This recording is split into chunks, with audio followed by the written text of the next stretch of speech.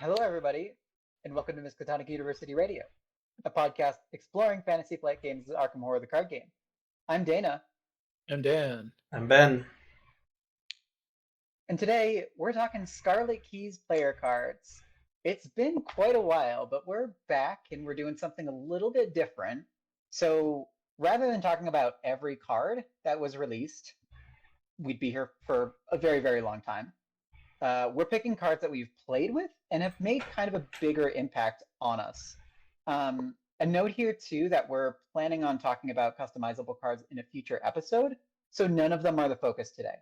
As much as everybody on the planet in the entire universe has loved the customizable, there could be no person on the face of the earth who does not like customizable. We're not going to be talking about customizable cards today, but we're going to be talking about some spicy picks. Yeah, I think the main thing is, last time around it took us like 5 very long episodes to talk about every single card. We didn't really want to do that again. So I think the plan is we sort of picked a short list of cards that we think are especially interesting or cool, and we're just gonna to highlight those.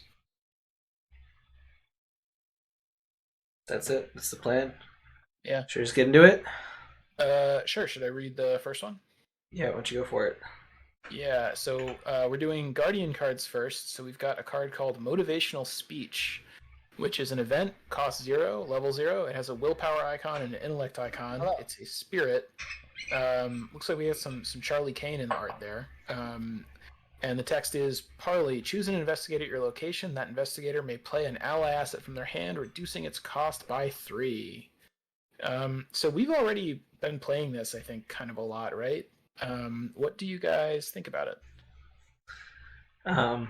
Yeah, we've definitely seen use. I think a couple of the games I played have also benefited from having kind of ally heavy decks, like playing a Charlie or whatnot. But yeah, it's a pretty good economy card for Guardian and even for splashing into. I mean, the key thing is you can play it on other people, and it's a parlay, so it doesn't provoke AOs. And you can if you get it later in the game or you don't have an ally in your deck, you can play it on somebody else.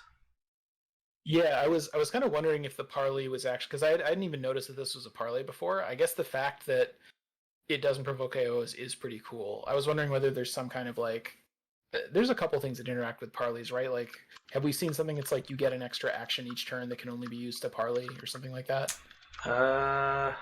Probably not, but we can see that at some point. Not offhand. I mean, there's sometimes there's scenario effects that interact with parlays. Those are usually more like disables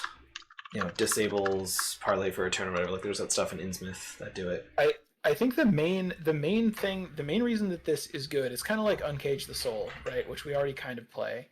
The advantage is, you can play it on somebody else, which is nice because with a card like this, you're trying to mulligan and hit it early or something, right? But maybe you get this and you don't have an ally to also use with it because maybe you only have 2 copies of your ally in your deck. Right.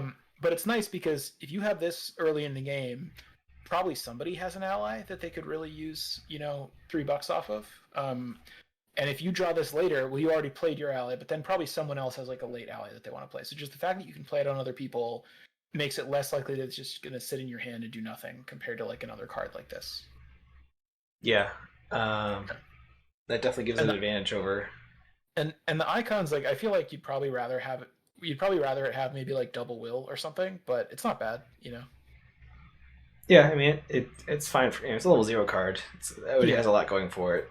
And I think the bottom line is just Guardians don't have a lot of money options, and they have a lot of good but relatively pricey allies. So this is kind of like I wouldn't necessarily play this in every Guardian deck, and certainly not.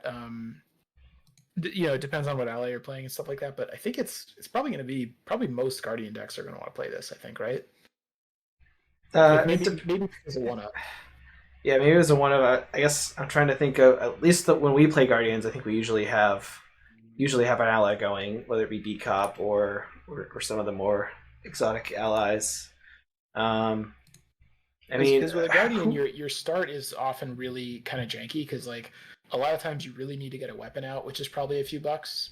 but then you also maybe want to get out like a beat cop or something, and it's kind of hard to afford both of those. So this is like a good solution to that. Yeah, I was trying to think of what Guardians I wouldn't take it in. I mean, I guess Zoe has good economy, but this is still good early on before she gets ramped up.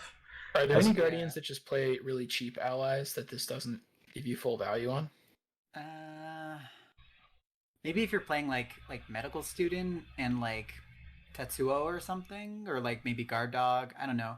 Their allies tend to be pretty expensive, though. Is kind of the thing. Like medical student is like the most useful cheap ally that I can think of. I was gonna say maybe Tommy, but top to help him going at the beginning, he would still play it probably. Because that just turns into free money. I think this is like probably a one of at least in almost all Guardian decks. I mean, what about non-Guardians that can take it, like as Splash or Calvin or anyone that's subclass Guardian? It's still good for most of them too. It is, yeah. The parlay is huge, right? and just because you can play it on other people too, right? It means even if you don't need it for yourself, it still probably has use in the first turn. It's just so good that in a 4-player game, if you have this in your hand, definitely don't mulligan it. Definitely keep it. Like somebody will be able to get a hugely beneficial. Like somebody will get a very good accelerated start off of this, even if it's not you. Like somebody will have an expensive ally that they really want to play. I mean, I guess the downside of this is it probably has diminishing returns, right? Like if you draw it late in the game, once you have your ally out, it's mostly a dead card. Although again, it depends on the deck. If you're playing a deck with like more disposable allies, then you'd still want to run it. But if and again, like the fact that it's play it on anybody, so maybe you already got your ally down, but maybe there's somebody else that's just been broke the whole game and they never had a chance to play their, I'm trying to think of like an example of a fairly expensive ally. Like they just never got a chance to play their Greta or somebody. Yeah, there you go. Something or like Leo. That. So, yeah, exactly. They're Granny Orn or what have you, right? Like you can you can help them out. So I think this is pretty solid. It's like it's almost not that exciting a card because it's just you look at it, you're like, yep, seems good. Let's play it. Yeah. It's like the career fair of this game, right? And it's weird because it sort of competes with Ever Vigilant. Where Ever Vigilant, like the longer that I've played with Ever Vigilant, the more that I'm just convinced that it should be a 2 of in every single deck. But like motivational speech is kind of weird because like while Ever Vigilant plays 3 assets for minus like net total of like the 3 credit value or whatever, and this is 3 credit value on specifically an ally. It's like in the decks that it would work really well in, like for Vincent or Carolyn who just want a lot of stuff down. It's like you have to play Ever Vigilant first to get non-ally stuff down, and then this to get your what's the new Field Agent or whatever out? Yeah, I agree. It's a little awkward to play both. Actually, well, why don't we just segue? Our next card actually is relevant to this. Why don't we just talk about our next card? Let's do it. So next card here, we have Ever Vigilant level 4. Who knew that we were going to get an upgrade for it? I sure didn't. So it's a level 4 event, still costs 0. It has a will icon and 2 intellect icons. It is a tactic still. And then it says, 1 at a time, investigate your location. As a group, may play up to 4 assets in total from their hands, reducing the resource cost of each by 1. So difference between this and the level 0 one is that now anybody at the location can utilize the effect. Which is huge. I believe 1 more. It has a will icon now. It used to just have 2 int. And now you can play 4 assets combined, everybody at your place, right? And this came out in the set that Carson came out in, right? So like, I think the intent here is to be a little bit more benevolent and like let everybody else play the stuff. And if you're somebody like Mark and you have 1 of these in your deck, you can obviously put this on Stick to the Plan. It's like, that's the perfect bit, right? 10 XP to get like all the things you need out consistently every single time is fantastic. In addition, you can just give it to your friends, right? After you've played all your assets and you're cycling your deck, you're probably discarding this because you're Mark. But if people have stuff to play, you can always give it to other people, right? Yeah, we have in the past, I think we talked about Stick to the Plan on one of the Binder Trials episodes, and we were somewhat low on it compared to where other people were at, which I still think made sense at the time. I think now that you have like this card to put on it, it's a much stronger argument for it. It is like 10 XP total, like you said, to get both of these. So I still probably wouldn't do that like immediately in a Guardian deck, but just being able to play this turn 1 is really strong. Because again, the main downside of the original Ever Vigilant was unless your entire deck was full of assets, which is usually a bad idea for most Right. decks, there was a risk that you wouldn't be able to like hit all three things, not just assets but non-free assets, right? That you actually wanted to get out early.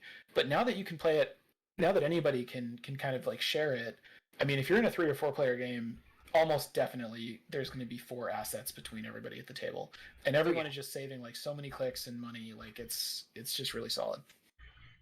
It's pretty Yeah. fantastic, yeah. I mean, how good is it without the stick to the plan to not reliably have it early on? Is it like if you draw it halfway through the game or at the end of the game? I think it depends what your card draw is like. I think in a mark deck, you're gonna draw enough cards that like maybe I don't have this turn 1, but maybe I find it on turn 3, and it's probably still good at that point because probably everyone hasn't played out all of their stuff.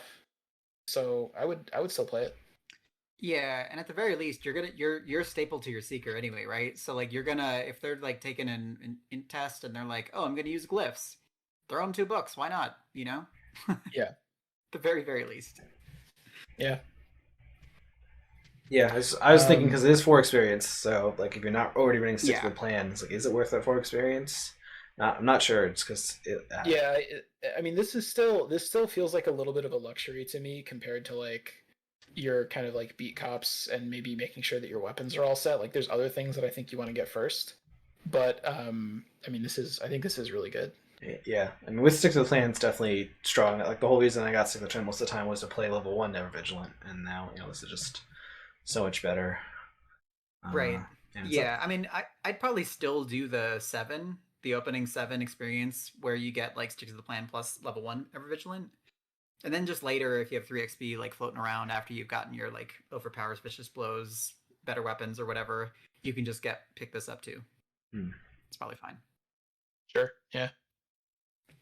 But yeah, Anything else to say about this? So we've had 2 kind of like support economy cards for Guardians, which is cool because I think support cards are fun, and economy cards for Guardians is something that we've sort of been missing up to this point.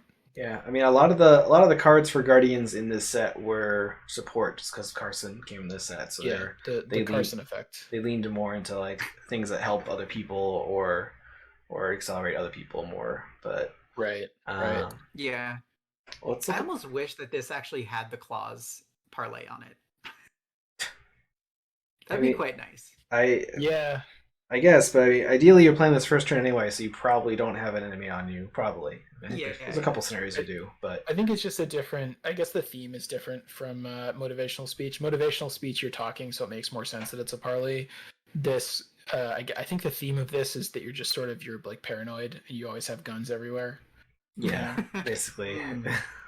You're like a doomsday prepper kind of. Yeah, that's exactly. Oh, okay, I mean, okay. The quote on it is he had to give Logan credit. He knew how to gear up for the Armageddon, right? So yep. Who's Logan? Is this character on this card Logan? Ooh. Who knows? I guess we'll never know. Let's look at the next card. All right. So our last Guardian card is Garish. Ooh, I didn't Google how to say his name. How did I end up getting the one to read this? Kadakia? Garish. He's the ICPC Punjab detective. He is a cost 4 asset, level 4. He's got a willpower and a wild icon. He's ally and police. And Garish may be assigned damage and or horror dealt to other investigators at your location. Fast trigger during a skill test being performed by an investigator at your location. Exhaust. That investigator gets +2 skill value for this test. If this test is successful, heal 1 damage or horror from Garish. And he's an ally slot with 3 health and 3 sanity. Yes, I've played him I think a couple decks already. Because he's pretty good. He's a soak that heals himself and also gives a +2 skill on a test like every round, basically. Yep. He does cost 4 to play, which is pricey. That is like beat cop cost. He doesn't give a consistent bonus like beat cop, but he just has a lot of value. Like it's unlikely he'll get killed. because of the heal factor, unless there's like a specific card that says, discard an asset or whatever that you can't avoid. You can strategically use the +2 as a courage every round, basically. Yeah, I don't know. I don't have any negatives. I don't have negatives on Garish. That's the thing. I mean, like, Guardian allies are like always pretty hefty price wise, right? Like paying 4 for this is pretty on par, like with like Field Agent, B Cops, right? So like, what is the utility of this compared to those? I mean, I just think that 4 XP is kind of the downside. Like you kind of expect most allies that cost 4 or 5 XP. I mean, there's definitely some that are kind of hilariously bad, but typically most classes have 4 or 5 XP allies that are very good, right? So things like Abigail for Seekers, or I'm trying to think of other examples. But my point is, like, if you spend 4 XP to put something in your deck and then $4 to play it, you kind of expect it to be good. Mm. And this is good. So, yeah. I think so. We kind of had a discussion about this on our Discord a couple of days ago. I still think if I'm like a fighting Guardian deck, I would still rather have B Cop 2 than this. If I could only pick one ally, and if I don't think it's worth it, the XP and whatnot to get charisma, I will still take Beat Cop 2. But this is really good, and if you're more of like a support build, or maybe if you're playing, see, the thing is, you can say, oh, hard or expert, the +2 is really good, but yeah, but like testless damage is also really good. So, but if you expect that like the whole team needs some soak, and you kind of want to provide that, like this does that, it helps you pass tests. It is definitely really good. Yeah. I mean, I played this in Carson just because, I mean, it came out in Carson, right? Or for Carson or whatever. Oh, and like, you can do it on other people. And it's great for. Can Carolyn take this? It's level 4. It's not a gun. She can take it, right? She can take it because it heals itself. Yeah. There you go. And Vincent can take it too for the same reason, right? Right. Yep. So exactly. for either of them, this is also probably pretty good. It's ridiculously good. I think for anybody that is not exactly that niche there that you described, like just the pure Guardian type deal, like everybody wants this. Everybody wants Garish on their team. Like it's just there's no reason to not take this, with the exception of the fact that it is 4 XP. So it is like a commitment. But like, if you were somehow in a situation where you can pick any ally in the game to, randomly pull from your collection and play, like, I was kind of thinking about allies the other day, and I was like, oh, this is just the one that I would pick, because it's like, it's infinite soak, asterisk, for the entire team, and also an infinite, like, courage, essentially, right? Like an infinite unexpected courage for the entire team for like every round. So it's like kind of wild. I might take Leo, but I get what you're saying. He is very like generically useful. Like almost anybody could use him. Yeah, I think right now for me, after playing with him, I was like, oh, this is just one of the best allies in the game now. Like that you can play that's like higher tier, like 4 experience kind of a deal. Like right up there with like Lola, Santiago, and all that kind of stuff. Janae. So yeah, I think he's great. Yeah, like Janae's a good comparison because that's another expensive but very good ally, right? Yes. And this is Garish's usefulness is like more broad than someone like Janae. Like Janae is for pretty specific decks, and yeah, this is like just about anybody could get some benefit from Garish. So. Oh yeah, totally. Cool. Should we talk about some more cards? We're on to the Seeker cards. Okay. All right, so I guess we're talking about these two together, kind of. So we have. We can just talk about research notes. I just had the other one there as a reference. Oh, sure. Yeah, so we have so research notes. This is research notes. So this is a 1-cost asset, level 0, 1 intellect symbol. It's an item and a tome and science, so you know it's good. Science. Reaction: after a player card ability places 1 or more of your clues on your location, place that many resources on research notes as evidence. Action: test intellect 0. For each point you succeed by, you may spend 1 evidence to discover 1 clue at your location, and takes up the hand slot. I mean, this card is. We've talked about this a little bit, like when we talked about our Arkham Knights experience and like the new investigators. This card is kind of absurdly good. Yeah. Yes. Mainly, I think there's a couple of reasons for that. The first is that, so if you just, I think the first time I read this, I probably didn't immediately notice how insanely powerful it is. But It's the fact that, because what you kind of think is like it helps you sort of re-pick up the clues that you dropped, which if that was all it was doing, it would not really be that strong, right? Like it would maybe encourage you to play clue dropping builds, but it wouldn't necessarily break the game, right?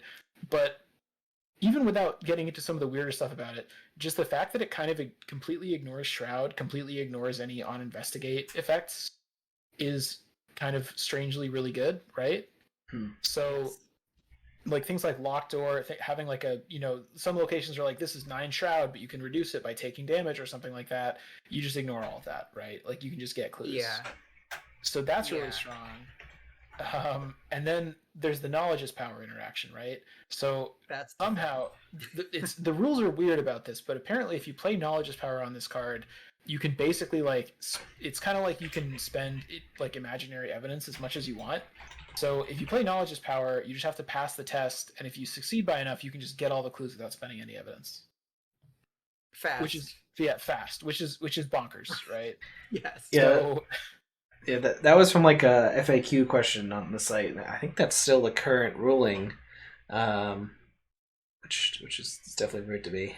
That's how that works. But It's kind of wild, yeah. But I mean, even without that, one of the most powerful things about this card is once you have 2 of them down, every time you drop a clue, you get the evidence to get 2 clues back at test 0, right? Right. Yeah. And it didn't have to be a tome. Like you have research librarian to fish it out of your entire deck like immediately. Like if you start with one and then research librarian the other one and pull the other one and then play them both and you just go. And it's cheap. It's 0 XP. It costs 1. Like that's kind of crazy. It's really just there's just so many different ways that it helps you. Like obviously once you get it fully online, if you're like recurring knowledge's power and you have 2 of them out and you're blasting captivating discoveries, then that's really good. Even if you don't have that, like if you have cards in your deck that are pretty good that drop clues anyway, this kind of gets you a little bit of a side benefit from it, and it kind of helps you avoid high shroud and things like that. It's really good. And captivating discovery, which we spoiled a while back, is like the perfect complement to this, because like even if you only have 1 research notes out, you really want to blast the captivating discovery, fall all the way off the ladder, and just take all the cards and drop 3 clues, right? But once you get 2 of them out, it's just like I would like to draw 6 cards, get 6 evidence. Thank you. I would like to. Yes, that sounds good to me. Right? Right?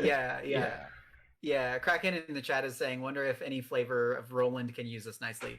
I think this is fantastic in like Roland like solo or something, like because you can kind of do both. You're picking up clues sort of testlessly when you're murdering, like you murder a swarm of rats, you pick one up, and then it's kind of like seamless to drop it, or even just like if you're in a duo or a trio or whatever, where Roland is kind of auxiliary sort of flex. I could totally see this happening with Roland, and then you're able to do weird knowledge's power stuff. I think that might be a neat build for Roland, because he's been like sort of the one with the eye on the clue dropping shenanigans, right? Like he's the one that people scouted quick study with, and now there's so much more support. Not even just captivating discovery. There's like quick study, Bizarre diagnosis, which is like a pretty powerful heal. Bizarre diagnosis. There's press pass, which gets the extra actions when you drop clues. There's just a whole bunch of new stuff. And there's even the Seeker Ward drops you a clue too, right? I forget the name of it. Oh, that's right.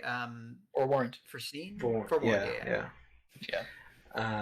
yeah. And the thing is, all those cards are basically good on their own. Like they're all usually worth dropping a clue for the most part. Like, some of them, like quick study's kind of borderline. That one you kind of want to have some payoffs. Like you want to be committed to the clue dropping lifestyle probably to use it. But like these are all good cards.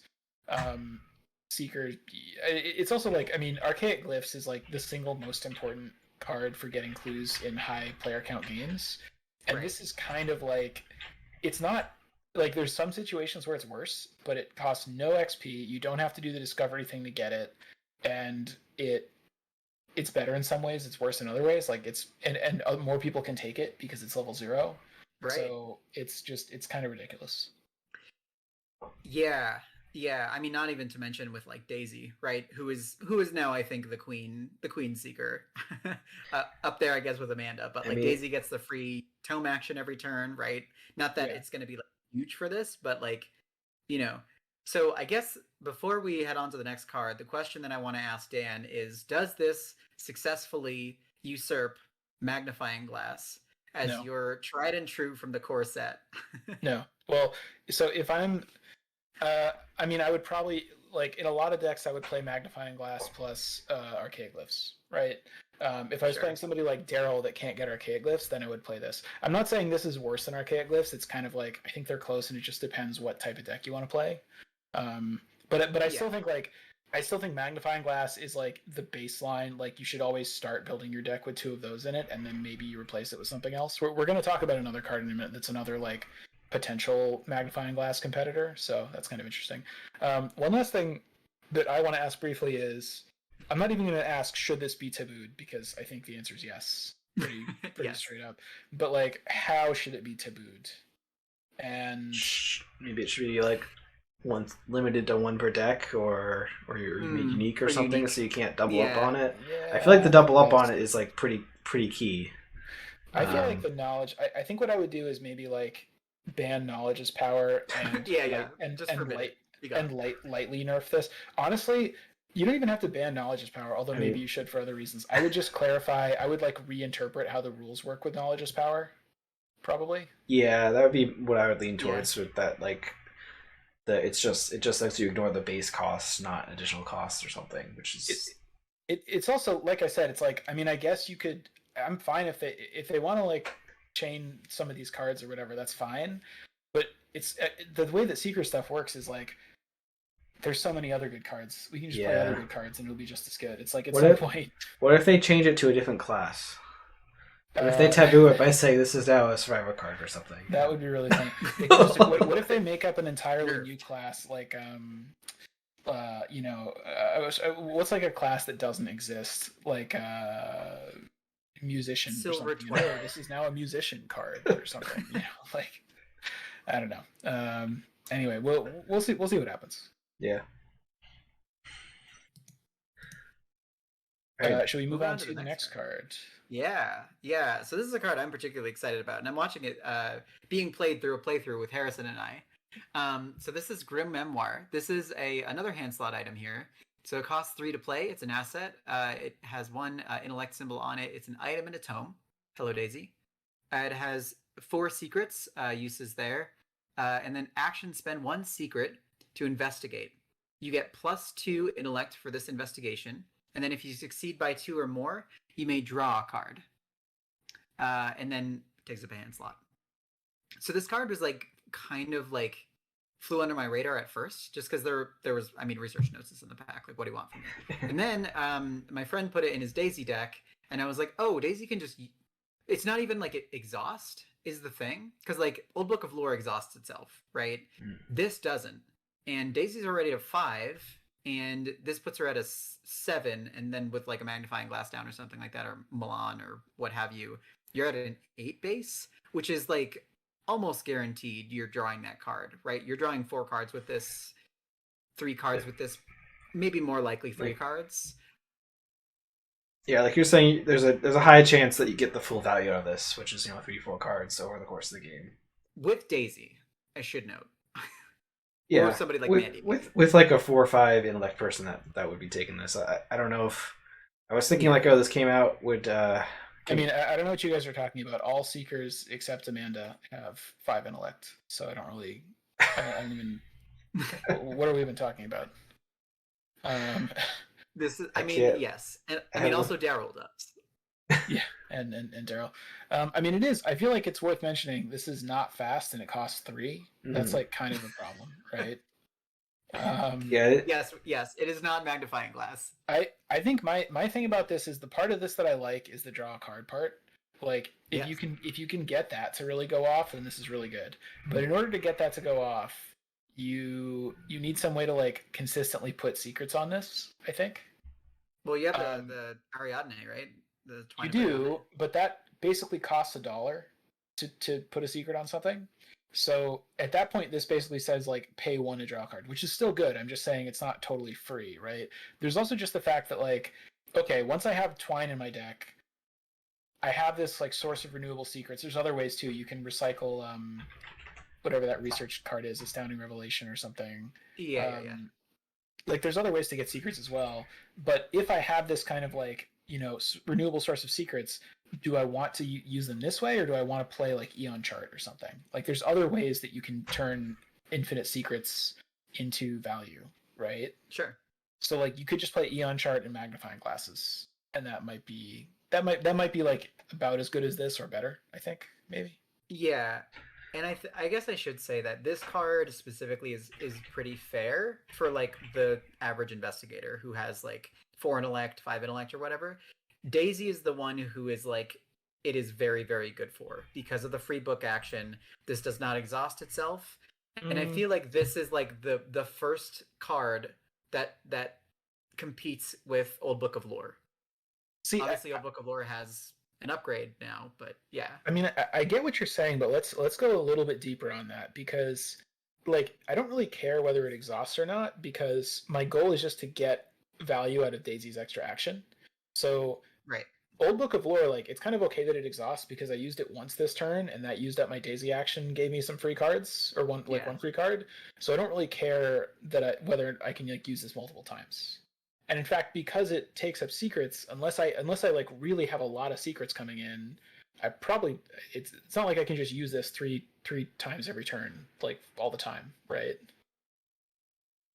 Sure, yeah. I mean, I think it would be fun to build around it because it's kind of like it's a pretty solid card in its own right, like giving you +2 intellect and not exhausting. Like many times at higher player counts, there will just be, like 6 or 8 clues that spawn on a shroud 1 or 2 place, right? So like if you just mash this button for your whole turn, you've got 4 cards probably, right? 3 4 new cards in your hand.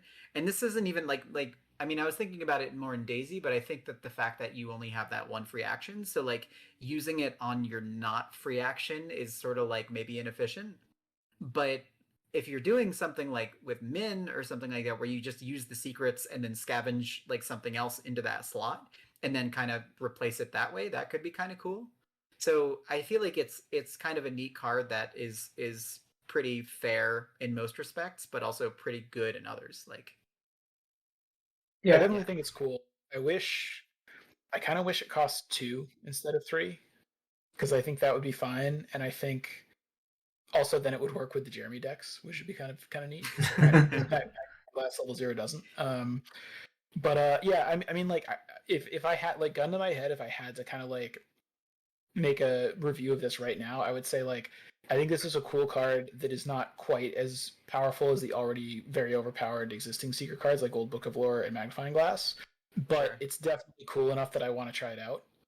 And like I don't think it's impossible that if you can really just get like infinite secrets all the time without any downside, then you could definitely make some decks with this that I think are like just as good as the other decks I was talking about. yeah. Yeah. I would know that it doesn't offer any like inherent clue compression, right? It only gets you one clue unless you're like committing deductions or doing some other combo with it. Like if you Right. compare it to like Fingerprint Kit or something that's also like kind of expensive, it gives you an int bonus and gives you like a Limited couple uses, Yeah. Um, yeah, So, it also but just yeah, like in a two-player game, maybe you'd rather have fingerprint kit. It also the fact that you have to use the investigate action on it, you can't get a bonus from it doing some other type of like archaic glyphs investigate or something or research Mm, notes like you could with the magnifying. Well, actually, magnifying glass doesn't help with the research notes, but you right. get the idea. Like it's slightly worse than if you could just like do some other investigate action and trigger this. But it's yeah. Yeah. that's not going to come up that I often. think this is yeah, I think we said it already. This is like a pretty fairly balanced secret card, In, right? Yeah. in an Which alternate universe where they ban like the 15 really good secret cards, this would be like a very strong card that I would play. I mean, And, well, yeah, and I might play it anyway. I'm not totally ruling it out. well, if like you're somebody that's like just bought the Scarlet Keys as like your first expansion or something, then this is like a solid card to use. Oh yeah. I guess if you have the core set, you do Effectifying Glass though. Well, you do, but But you could but have both, right? yeah, you can have both. It's a solid pickup and it's not too ridiculous. So I think it's like I think it's a well designed for a level 0 secret card compared. It's just when we're comparing it to other secret cards that are just so crazy. Magnifying glass is the it's like the corroder of this game or something like that, right? It's just something that's Sure. like in the core set, and it's just like a little bit too good, and it kind of like it kind of like competes with like everything else for years and years and years. But Right. Yeah. yeah, Well, let's move on to our rogue cards. First up, embezzled measure, is that what we're talking about? no, close. It's embezzled treasure. Um, this is a level 0 asset. It costs 0 with 1 intellect on it. It's item and illicit. It has fast action or fast trigger. Exhaust embezzled treasure. Move up to 2 resources from your resource pool to embezzled treasure to a maximum of 10 resources on it. Force, when you resign or the game ends, for every 2 resources on embezzled treasure, an investigator of your choice begins the next scenario of the campaign with 1 additional resource in the resource pool. So this just this card is like as a rogue, as you draw near the end of the game, maybe you're sitting on like 30 or 40 resources because you have a bunch of money gain nonsense, or even like 10 or 15 that you're not going to use. You can kind of like stash it away for later on this card. So theoretically, you could give yourself a boost for the next game of up to 5 extra resources, or you could even, in theory, give it to other people at the table, like your politician friend that's like somehow desperate for money constantly. Which, I mean, those are both like fairly powerful effects. And you have 2 of these out. Does anything that protects you? No, there's nothing that prevents you from having two copies You of can it have out, 2 of them right? out, Yeah. I was wondering. I was trying to think of the maximum restricted that, but I don't think it does. So, yeah. So you can potentially like bank up to 10 resources if you have 2 of these out, which is definitely strong. It gives you a head start in all your future scenarios. Yeah. Yeah. I mean, so I first saw this card and I was like, oh, this is immediately include in any big money deck, right? As a one of. Because like you're essentially like, because that one card that gives you 2 resources at the beginning of every scenario, I forget what it's called. But it's a permanent that just says Another day, another dollar. yes, there we go. Another day, another dollar. This is like a 0, almost like a 0 XP version of that. It does take a long time to get going, but I played it through the Scarlet Keys campaign, and it was very, very good. I played it through with Parallel Skids because these monsters made it illicit, which means that my golden boy Preston cannot play this card, who is the one who would want to play this card the most. Yeah, it's I very can't sad. play it. So I feel like any other Carson big money or person can take it. Preston, I don't think would be doing embezzling of treasure. I think his, dad or grandfather or something was probably. Oh yeah, probably rich did people that. never commit crimes. Or Preston can't commit crimes, Yeah. so he can't take illicit stuff. Right. He's like the child of the rich people that did all the crimes, and now he's just kind of like derping around to try to figure out what's going on, right? I don't know if he's gotten his hands dirty Is yet. the argument that like he's not really smart or creative enough to embezzle something? Like Basically. embezzling takes some cleverness. That, He's gonna want. maybe He's gonna want it all maybe. stat stand. Yeah. Like, But see, I don't know. I feel like what actually happens in the real world is they do try to do stuff like embezzling, and they do it very badly, and they end up like they just do a really bad job of it. But I don't know. I don't know if Preston's on that life stage yet. I thought he was in like his 20s or something, but Yeah. maybe not. Oh, okay. Well, So, I mean, like- so this card has worked really well for me Yeah. throughout the Scarlet Keys run. Almost every single scenario, I think actually every single scenario, and Kraken, please correct me if I'm wrong, that I played through with Harrison and our friend Tim, I had 5 cash just floating around at the beginning of every scenario, being like, I guess it's when you end the scenario, you pick the folks who are going to get the extra money, and then you sort of divvy it up at that point.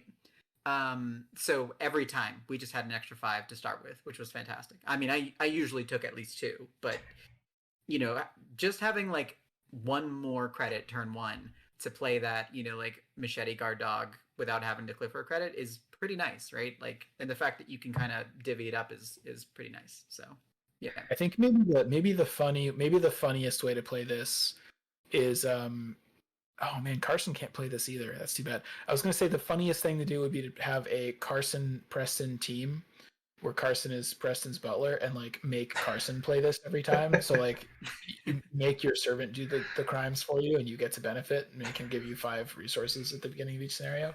Um, I mean, just to play like devil's advocate on this a little bit, I mean, it does take up a card in your deck, right? So like Yes. you only have so many slots. Ideally, most of your cards are helping you win the game, and some are helping you pay for things to win the game. This is a card that like you play it this turn and it gives you money, or you play it this game and it gives you money next game, um, which is kind of interesting. But like you could just play another economy card, maybe. Like you've already probably got 1,000 bargains in your deck. You could just play like an upgraded cash or something. Like it would just be kind of simpler. Yeah. There's also just the fact that like you have to take an action to play it, which again that's fine, but like you could just play another econ card. There's also you kind of have to find it early, and you have to basically use it for 5 turns continuously. Yeah, that's the big investment. It's very time intensive. And it is using up your money, right? Like if you have extra money, it's fine, but if you consistently have extra money, do you even need this? You know, like I think it's usually just a lot of road cards are expensive to get out early, and sometimes you have extra money because you haven't drawn the cards or you didn't need to play the expensive card, and yeah, but you still have your money engine going. So it's just kind of banking the money for the future, like for when you have a worse setup, a worse card draw or whatever. And I agree there are some downsides. Definitely the time sink is a big one. Like if you get this kind of late, I think that's the biggest. It's just maybe also when you have the surplus of money, like kind of later in the game, it might be. Because if you're only able to put like 4 on this, I feel like it's just not really doing enough for you. Mm-hmm. You know, like you really feel like you got to get a lot of money on it. Yeah. I mean, I will say though, it would be pretty great in like Trish or somebody, just as a one of. I did try this in Parallel Skids, and I wanted to start with 2, but again, the deck slot thing, right? Like it's like I need as many cards in this deck to be functional. And this thing is like definitely like for the game that you're playing it in is bad. It's like spend a click to do nothing, right? And then fast action, lose 2 resources. Right? That's the thing. Like again, I love the idea of this card, and like I'm not saying I would never play it. It feels like a card to me that would be in my deck when I have like 33 cards in it, and then I would agonize for like half an hour about what to cut, and I would end up cutting this. That doesn't mean I would be right to do it, but I think that's the kind of decision that I would make. I think it's also an interesting interpretation of like a win more card, right? That's kind of what its vibe is. It's you get rewarded for having extra money and like extra actions to like play it and get it out. Which it's like if you're already rich, this helps you sort of slightly redistribute your wealth to, like over time to like a more useful time in the future, which is really interesting. It feels a little bit like a luxury kind of, Yeah. Like it's embezzled treasure. It's not embezzled. It is treasure. Yeah, I was gonna say. Whatever, right? Yeah. I've been having a lot of fun with the card though.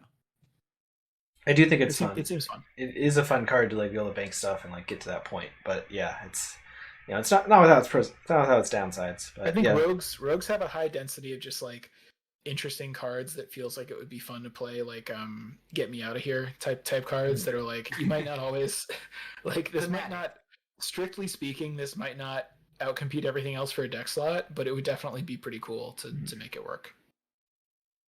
Yeah, for sure. Should we move on to the next rogue card though? Yes. Is this me? This is me, right? Mm-hmm. So we've got Hidden Pocket. Fast. So this is a event, cost 1, has intellect and agility icons. It's an upgrade and it's illicit.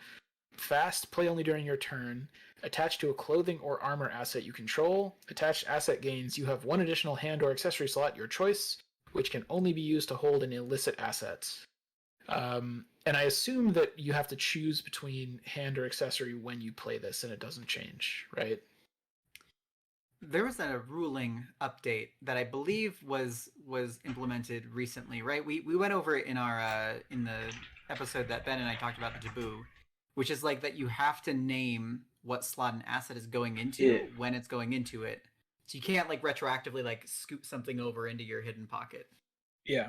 So I think when you play Hidden Pocket, Dan's right, you would have to pick which one, because it's the attach asset gains one of those 2 slots. And the rule that Dana was mentioning is like every time you play an asset, you have to decide where all your assets are at that time. You can't dynamically change them like as beneficial to you, which is a weird ruling meant because of like basically because of the mystic cards that mess with arcane slots. Right. I think Yeah. was Yeah. one of the main reasons for it, and it's something that you most of the time won't ever have to think about. But for this to be like, okay, I'm gonna make it a hand slot or whatever. So I want to ask Dana, who's sort of the rogue expert. So when I think about cards that give you extra slots, there's kind of two things that are usually bad about them. One is that you're like paying money and actions generally to just increase your amount of slots, which is sort of like it's like second order to what you actually want, which is like value and stuff like that. And this sort of fixes that by only costing one and being fast. So this is like basically costs nothing. It costs a card, I guess, right? But it doesn't cost an action; only costs one. So compared to something like Sign Magic, which costs 3 and a click, this is pretty strong. The other downside to these like get an extra slot cards, the Akamatsu mem chips of Arkham Deep of Arkham Horror the card game, is just that like there's a sequencing thing because maybe you draw this, but you don't draw your third hand thing that you want to play, or maybe you draw your third hand thing and you don't draw this. So with that in mind, like have you used this card? Have you seen this do some work? Like what's your take on this so far? Yeah, so I have used this card, and I actually so the first experience that I had with this card was Harrison was playing this in his Kamani deck alongside in TSK, and this is one of those cards like right we were just talking about Embezzled Treasure where it's like click do nothing and then fast Yeah. action drain your money, right? This is click do nothing. And also, I mean, there's even sequencing on top of the sequencing that you were talking about because first you need something that could have a pocket Yeah. in it, right? You Yeah. need your Yeah. clothing or your armor first. Then you need to find your hidden pocket. Then you need to find the thing that you want to put in your hidden pocket, right? And I think right now rogues are kind of in a really interesting spot because there is so much acceleration in rogue. Whereas like rogues used to only have like Lucky Cigarette Case, which obviously is very good for like the engine that kind of pushes you through your deck. And I think that is generally consistent enough to find one of these. So, I mean, when you're playing this, again, it's a deck slot thing, right? I almost think that it's not worth playing two of these, especially because you have access to adaptable. So if you find later that you're like, oh, I have enough deck slots later with like cards that are higher impact, then you can kind of adaptable another one of these in, maybe find a deck slot for it. But for like starting circumstances, probably just starting with one of these is fine. Because, like, worst case scenario, you just don't play it. Maybe you commit it to a test or whatever. Best case scenario, you get your, like, leather coat down or leather jacket or what have you. And then you put this in it. And then you put it a second Lucky Cigarette Case down. And that's like optimal value, right? I also played this in a Fin deck where you could play like Hawkeye folding cameras and just a bunch of illicit guns, right? So like the extra slots are really interesting and fun there. But the card really shines with another card that came out in the set called I'll Take That, and this was fairly early spoiled, and I think we actually spoiled this one, didn't we? Maybe I don't think It was so. a trick, and it's an upgrade, and it's Alyssa, and it says fast. And essentially, you play this when you evade a humanoid or you successfully investigate, which is the main use case here. And you play an item from your hand, reducing the cost by X, where X is the amount that you succeeded by. So this is again sort of like another motivational speech, but the trick here is that it's fast and it plays really well with hidden pocket because it paints it illicit. So I should say the last line says I'll take that to that asset, and then it gains illicit. So not only is it actually taking itself out of the rotation of your deck because it's attaching itself to the asset that you're playing, but also hidden pocket is doing that too. So subsequent like uh, go throughs in your deck are going to be faster because you've got I'll take that attached to something, you've got hidden pocket attached to something. So long as your like asset engine is rumbling forward, these two cards are suddenly not taking deck slots anymore, and you're going through your deck faster and faster, especially when you got your Lucky Cigarette Cases down, when you have your pickpocketing level 2s down. So like there's a lot of efficiency that comes out of these cards, and I'll take that as good by itself, but it works especially well with hidden pocket because it paints the asset illicit, which is huge, and it makes the accessibility of this for like off class things pretty fun. There's a lot of interesting lines that can happen with like a lot of weird like books and like guns or knives or whatever that aren't normally illicit that could be painted illicit and then put into a hidden pocket. And the fact that hidden pocket is clothing means that it's pretty versatile in terms of like you can put it in your coat, you can put it in your armor, you could put it in your shoes, right? Like you've got track shoes and hiking boots that you can find a hidden pocket in. The fact that you can just like put like a lightning gun in a hidden pocket is pretty fun. Or like, you know, a shotgun or whatever, something that takes up one hand slot. That's ridiculous. So yeah, I love these cards, and the fact that like especially Harrison was going wild on Kamani. They essentially had two hidden pockets, two I'll take that's, and they had both their lucky staircases down and both their pickpocketing level twos down, and they were just like cycling through their deck constantly because their deck was now 28 cards or something because both the I'll take that's and hidden pockets are down, and they're just full steam ahead. So I like these cards a lot as additions to Rogue, especially the I'll take that too. Yeah, rogues are often about like comboing a bunch of cards together. So, and I think these do combo well. Kim had something similar with her Kamani deck when we played Arkham Knights, where she would get a whole bunch of assets down because she was using her pockets, and I'll take that, and it was a good time. Yeah, I mean, I think they seem fun. I think Dan is right where there is an initial cost to like get set up. But I think that's the case for like a lot of the rogue combos. So I think that's kind of standard for rogue. So yeah, yeah, Yeah, I mean, there's also always Relic Hunter, right? If you just need it for accessories. it's true. But yeah, but no XP. well, these are also illicit, so they can work with. Actually, I think one of the cards we are going to talk about later, the Underworld Market. That you can help fish them out more efficiently and thin your deck by having other illicit cards. But yeah, definitely. I guess let's move on to the next card then. Yeah, so the next card, I mean, all of these cards are cards that I'm very excited about because they're all rogue cards, right? But they all do like really interesting, weird things. I feel like TSK was released and it's sort of like a noir set, and rogues sort of got a lot of interesting tools here. So this one's called Dirty Fighting. It's an asset. It costs 3 to play. It's level 2, and it has 1 combat symbol on it.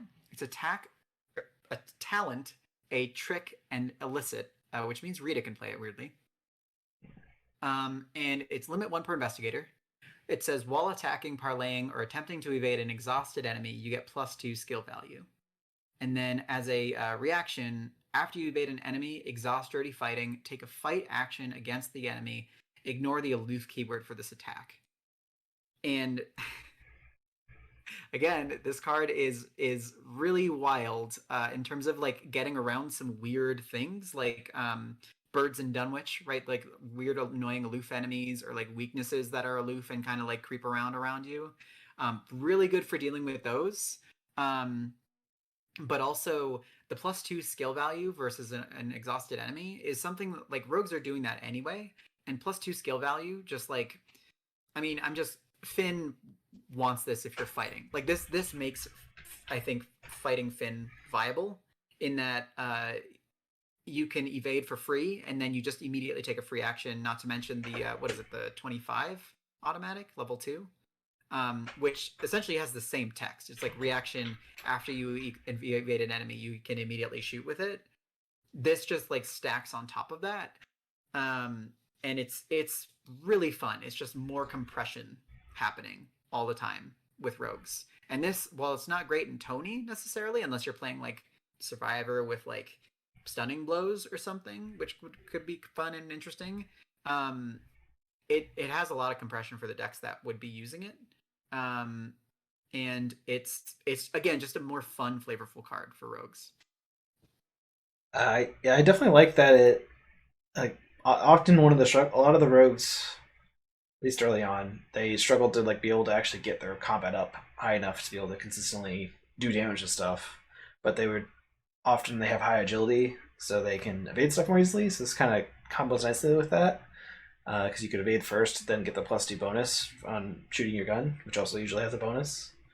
I like the Rita mention, because Rita, I think I haven't played Rita in a while, and I think think that might be the case for all of us because, but but when I played her, one of her biggest struggles was action compression, having enough actions to do stuff. And I guess when I played her, like her weapon was like the bow. That was like her best option. Maybe there's other options now, but even if she ran the bow with just this, that would let her basically get to shoot the bow for free with a bonus, and then she would use her action to reload it. But it gives her the extra actions to shoot stuff, which would be pretty nice. And she get to ping an enemy by evading it or whatever, right? That's her ability. Right. I mean, yeah, you kind of have to want to evade the enemy anyway. Like, Yeah. because if you're just going to evade it and then use this to get a free fight instead of just fighting it, like, you need to either have, like, pickpocketing out, or be Finn who gets a free evade, or be Rita that gets to use her ability, which is fine. Like, there are several ways to do that, but you got to have some kind of payoff for the evasion for this to be good. But if you do, then yeah, this seems pretty solid, especially for Finn. Like, for Finn, this seems... I guess the only, like, slight question I have is... like, if you're able to evade stuff and you're kind of like an agility based deck, are you sure that you even need to fight things? Because I feel like if we're in like a 3 or 4 player game, you probably have someone that's fighting with combat, like a Tony or a Silas or a Guardian, and you're kind of like at most you're maybe like picking off a couple of things here and there. Like, you're probably... So I guess that's my only question is, like, if you're only expecting to fight occasionally, could you just play a couple of backstabs and like not even need to play a weapon? You know, because what it seems like this is for somebody who is great at evading and has payoffs for evading and has ways to fight that are actually good.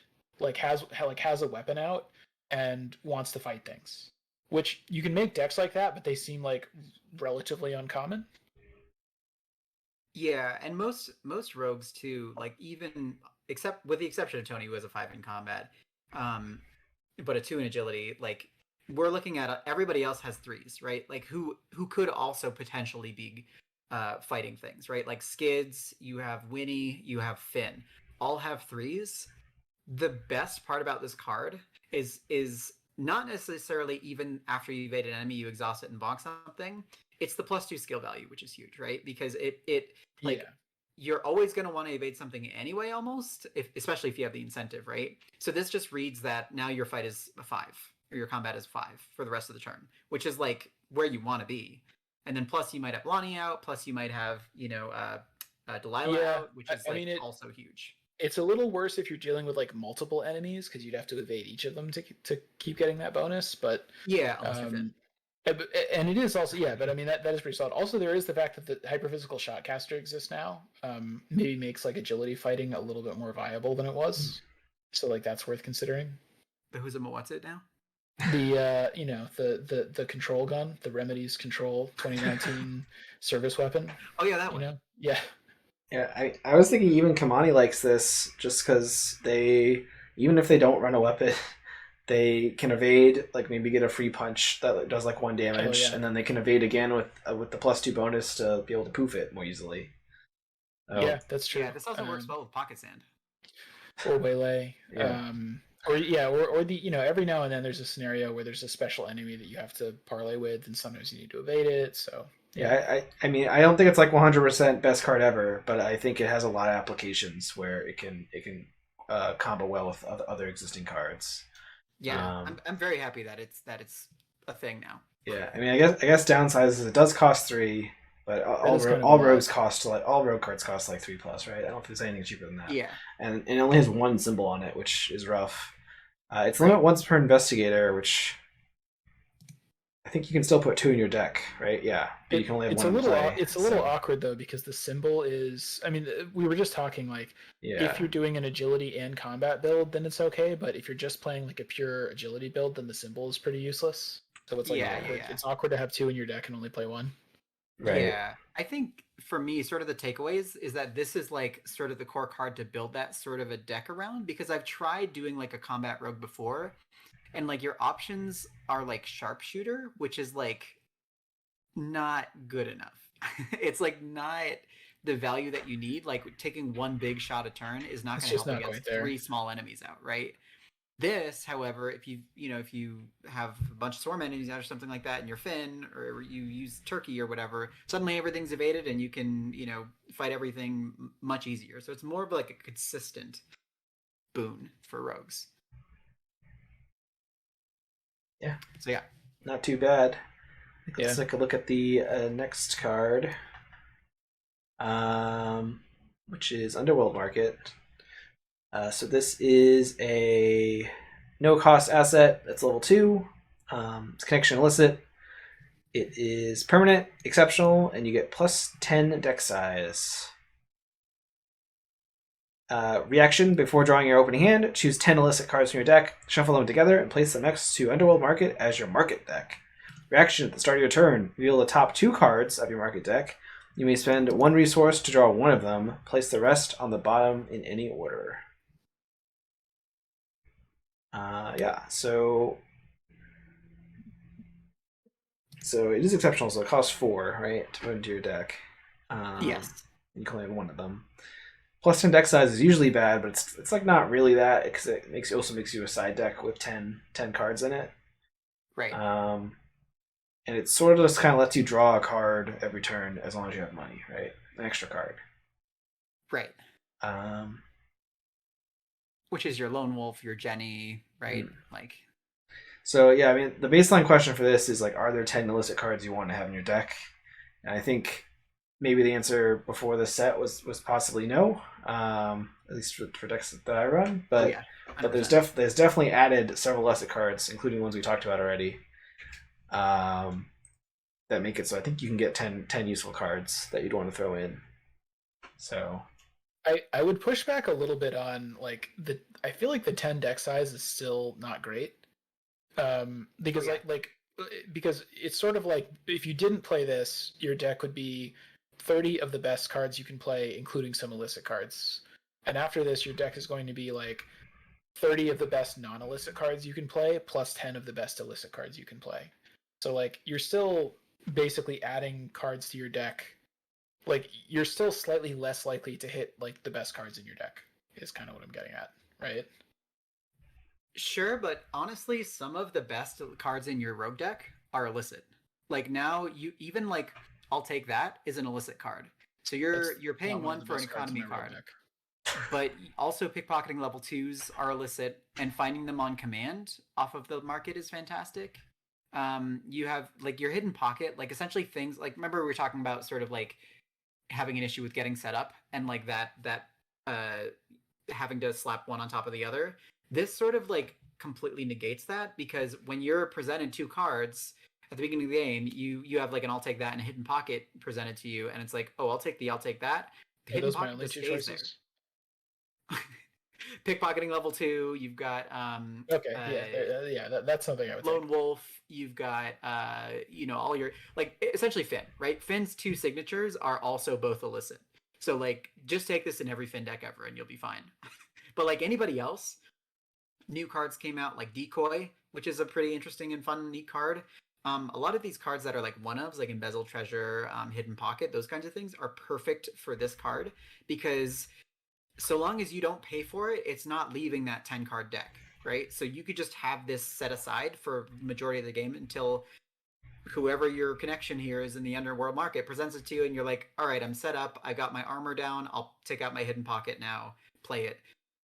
Rogues are generally the most affluent class, right? I mean, other than seekers, obviously, but like, rogues have a lot of money, so eventually you're going to be able to make this back with your pickpocketings, with your lone wolves, with your Faustian bargains, right? So, like, the cost offset is not that bad here. And the fact that sure it does increase your deck size by 10, but also you've got your 10 cards set aside in sort of like a mini little almost Joe Diamond deck almost is better than the fact that it offsets your next cycles of your deck because you have cards like Hidden Pocket and like I'll take that where they just go out and stay out on your board, which is kind of nice, right? It kind of offsets that because they just stay out. So I really like this card a lot. Andre with the Metroville Grid, who normally does like YouTube Netrunner content, shout out to them. made a Kaimani deck with this in it. Kaimani, they start with five influence, five experience. They could just take this right off the bat and then get rolling with their thieves kits, get rolling with their pickpocketing level 2s, etc. So like, I think that this card is a really neat include, though not in every deck. Yeah, it seems fun. I mean, definitely getting, assuming you have the money, which hopefully you do, getting basically an extra card each of the first 10 turns of the game is pretty good. So like that's a pretty solid thing to get. Yeah. And it guarantees that you can get your whatever illicit card you want. You'll definitely get it in the first 5 turns, right? Because you have Right. this deck that you draw 2 of each time. It also means No, potentially you won't definitely get it in the first 5 turns. You'll definitely get it in the first. Oh no, yeah, because you don't shuffle it each time. You put it on the bottom. So Yeah. Right. Yeah. So, I mean, I think that's definitely a good benefit, assuming you have the money, I guess, to buy it whenever you look at it, right? But I think that helps out a lot. I don't know if it's a. I guess for me, I don't think it was it's like an early game pickup. I think you get it kind of maybe later game as a sweet spot or not sweet spot, some gravy. But I can definitely see leaning into it early on. So yeah, this card made me look back at there's a secret card that came out a while ago called Ancestral Knowledge, which in a different game is a very very good card. But Ancestral Knowledge increases your deck size by 5 and does this for skill cards. And then I immediately X'd out of that tab and went back down to World Market and started crafting decks. It's just like this is so much better because it just keeps all that stuff aside for you, and skills aren't as impactful necessarily as like keeping all of the assets for later, like embezzle treasure and stuff like that, to the side. I don't know. I mean, I think the other big problem with Ancestral Knowledge is in a Seeker deck, you're going to be cycling your deck a bunch of times. So the increased deck size, like that's true. the special effect of the permanent does only kind of helps you the first time around. Rogues are probably less likely to cycle through their deck, except with the exception of like Winnie maybe. Right. Once or twice, probably. Yeah. Yeah, but and also what you said about like I don't really want to draw skill cards in the first 5 turns of the game very much. Like they're fine, but I would rather draw my assets. Right, and also practice makes perfect exist, right? So like, why? Yeah, right. Why? Exactly. The fact that this card is 2 XP2 is pretty nice because you can splash it in whoever has up to level 2. Yeah, level 2. Yeah. You could get it in Dexter or something. I don't know how many illicit cards all those people play, but maybe. I do. I like the art of the grumpy guy. I kind of wish it was like a Cthulhu of some kind, like secretly, like you could tell, like, oh, he's got. I mean, he could be. You never can tell, right? Or just straight up the dude from Resident Evil 4. What are you buying? What are we buying? Should we go on to the next card? Yeah. Okay, let's do that. So we've got Binder's Jar. What? I have to read this card. I don't know what this does. It's an interdimensional prison, Dan. It looks like a jar to me, Dana. But look at it. But look at its shadow. The shadow has horns. The shadow is like a scary shadow. I didn't even notice that. Thanks, Ben.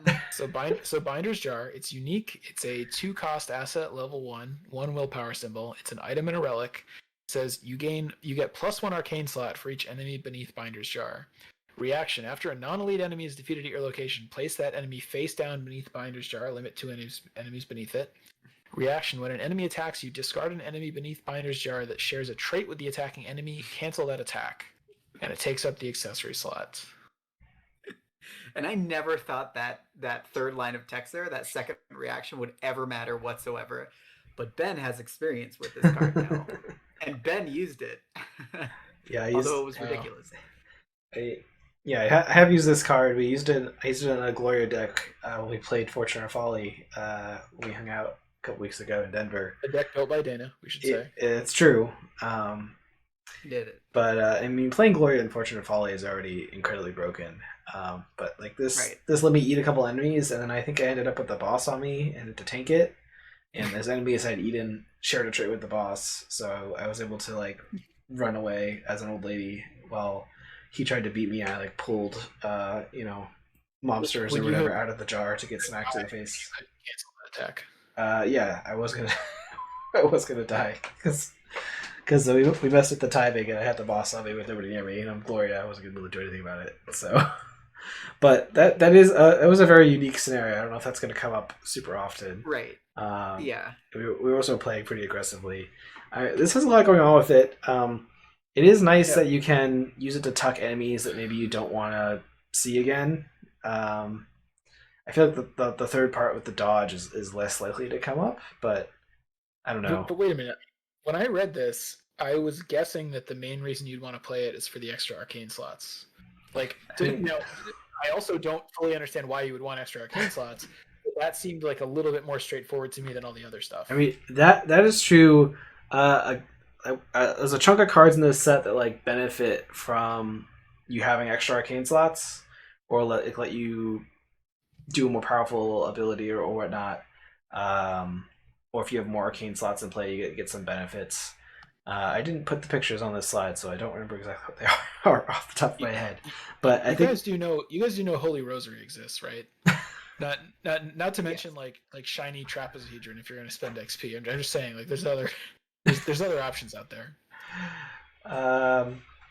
Yeah, I think we put this on there just because it was kind of interesting. It is pretty interesting, yeah. It's one of those weird cards that has the potential to like break scenarios, because of the fact that it hides enemies. Like anything that pulls things out of the encounter deck. Like there's a survivor card now that pulls treacheries out, right? And Yorick has bury them deep. Gloria can already do that, and that's like the weird thing for this card, because you can play it in Gloria, where Gloria can already suck up 3 things from the encounter deck, and then on top of that, you can suck up 2 enemies. And for something like the Secret Name, where it's entirely dependent on the 3 copies of the core set Rats, this takes 2 of those out, and then if you have like a Yorick on your team, you just bury the 3rd one, and then there's no rats in the scenario anymore. That's true. It's just a really gross Danny DeVito looking rat man thing. Right? So you weren't even thinking about trying to take like there's a couple of very weird mystic cards that we don't usually play that are like scale with the number of arcane slots you have. No, absolutely not. Well, I think awkwardly most of those scale with the number of like full arcane slots you have. Well, there's a couple new ones that looks like they scale more with the number that you have, plus like having them empty is beneficial. Like there's Eldritch Initiation, which is for each arcane slot you have, you draw a card, and then for each filled slot you have, discard a card. So if you have like a bunch of arcane slots, but they don't have stuff in them, then this helps you draw a couple cards. Explosive Ward is you deal X damage to an enemy engaged with you. X cannot be greater than the number of empty arcane slots you have. So you can pay, the cost of the card is X. So if you have like 4 empty slots, then you can like pay 4 and do 4 damage or something. Interesting. So you're kind of saying that I could have a bunch of empty arcane slots, and then I could do some kind of like I could mine data very deeply to gain some kind of benefit from those empty arcane slots. I see where this is going. Oh, interesting. There's Astral Mirror lets you convert arcane slots into hand slots, basically. So what was the Brahmin? Was that the AI that like? There was that's the one that put stuff on top of your deck again once you used it. Yeah. I thought there was some AI that like the strength scaled with the number of empty. Oh yeah. I know what you're talking about. There's a couple of them, but yeah. So it's funny because this card initially for me, I was like, oh, you like put enemies under it, and you can like kind of it's like an infinite dodge, right? So you're thinking about like maybe something like in a Lily deck, right, where you could use this. You can bat things with your Dragon Pole. This helps the Dragon Pole get extra arcane slots, so you can fill it with stuff, so that you can power up your Dragon Pole. And then I realized that Lily can't take this because this is level 1. And then I was like, well, wait, why is this card even? So then I was just like, this is just for Gloria and doing weird bullshit with like just completely destroying scenarios by like very specific scenarios, like 2 of them in the game, maybe, or like 3 or 4. I'd say like 1 per campaign, probably. Yeah, there's like 1 that has like a weird number of enemies that if you just take them out, like it's just like, oh, No enemies for the rest of the game. All right. I guess it would be really satisfying to just say, "Oh, the enemies can't hurt me because I've captured them in this little jar." Like Yes, I can see that being kind of fun. for sure. Yeah. Yeah, I mean, Yeah, I just thought it was a neat include. with Yeah. Gloria, you can potentially take 5 enemies out of the game, which in some scenarios that might be all the enemies in the deck. But the benefit is also you would have to assume you get through the whole encounter deck, which you only probably do in higher player counts too, though. So Right. I don't know. Right. Yeah. It's definitely an intriguing card. But Yeah. I think it's very specific to its use cases. You know what's really funny? I'm realizing right now, none of the last 5 cards that we've talked about actually do anything themselves. like they don't do anything in terms of like providing an action. Who put these cards on the list, Dana? Well, you know. Well, I mean, a bunch of them were road cards. And road cards basically all require combos, right? Yep. Right, always... yeah, they're all like sort of like engine-y cards that fit in some niche like somehow. I don't even want to like trash all of these cards. I just look at some of them and I'm like, what? I have to read all of this and think it like like do you know what Cryptic Research says? It says draw 3 cards. That's all it says. Fast. Yeah, fast. 0. Draw 3 cards. Right? Like and then I look at these that are like, put all of your illicit cards over here, and then if any of them are illicit, then do this, and then also every turn you get to do this, but only if this happens. And Dan, I'm like, you don't get to complain. You still play Magic. Every card has like 3 different paragraphs on it now that all do different things. It's true. No, it's true. It's completely true. We're getting there. Totally fair. We're getting there with our Gamora. I mean, the the thing is that there's only so many simple card designs you can do, right, in the game. Right. Like at this point, if you're trying to come up with new, interesting combos, you gotta maybe make the cards a little more complex. They were definitely, between things like this, like Binder's Jar, and some of the other ones we've talked about, like Hidden Pocket. They are going wild with it. Like they are coming up with some weird stuff. Right. Yeah. But it's all weirdly functional, right? Like if Hidden Pocket was like not fast, it'd be like, I probably wouldn't play this. Like it's pretty. I would maybe say they're like paying more attention to like trying to make these cards actually playable and functional than perhaps they have in the past. So that's I think they're doing a better job of it. Yeah. Yeah, definitely. We should move on and talk about another Mystic card though, and I feel like this was maybe the one that people were were talking about a lot before the expansion came out. I mean, not to mention the art, right? The art's pretty great. Holy hell, this art is fantastic. Is it my turn? Yes. Okay. I get to talk about Sin Eater. This is one of the first cards that I think that was spoiled. But Sin Eater is a level 3 asset. It costs a hyphen because it's permanent and it's exceptional, which means the 3 experience that you need to spend turns into 6. It's a ritual. And as a fast action, you can exhaust it to move 1 Doom from an asset you control to Sin Eater, and then either ready that asset or place 1 charge on it. And then the last line of text here, action, remove all Doom from Sin Eater. So Amina came out this pack, and Sin Eater is very much meant to be like one of the core cards in a Doom-centric deck, right? This is meant to pull the Doom off of all the cards that you've been loading Doom onto, and then just poof, right into the ether. Except it doesn't work because you don't play cards with Doom on them, generally. So if you don't play cards with Doom on them, you're not going to spend 6 experience to put this card in your deck ever. I mean, but if you do, this card might be for you. This is very specific to if you're running the Doom cards. So a bunch of the cards in the expansion that came out were these charms that have abilities on them that you put Doom on them to like trigger stuff. So it's like the Dowsing Rod, the Hollowed Chalice, Ceremonial Sickle. I think there was one more, but it's like part of the cost of using them is that Doom, and then this kind of lets you suck it up and get rid of it. But the question is like, if you're running those cards, or maybe you're running Amina or maybe Marie or something, and you want to have a little bit more control over the Doom, then this is very useful for you because it is also a way to wipe the Doom. As long as you're not adding too much Doom at a time, you can like suck up the Doom and then activate this. You don't have to worry about like playing Moonlight Ritual or whatever. It's definitely. I mean, this is definitely like a much better solution than Moonlight Ritual, right? Yeah. Yeah, I agree with what you said. I would be more excited about this if there were more like really strong assets that got Doom on them. Like Arcane Initiate is great. There's a couple others that are pretty good, but like if the new charms were a little bit stronger, then I think this would be really interesting because you could really build a whole deck around it.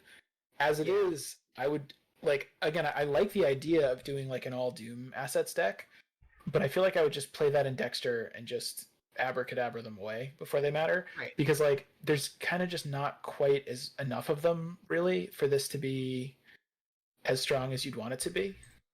Yeah, or the quality. Like the Yeah. risk to reward factor for most of the Doom cards is just not quite there. Like it's basically like Arcane Initiate and David Renfield are really good. What are Yes. the other good Doom assets? Whew. Good. Good Blood question. Pact, I guess, kind of.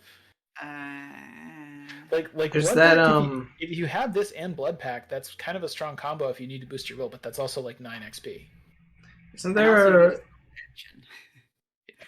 isn't there like that tome that like ramps up Abyssal its Tome? damage at the more Yeah. Doom you put on it?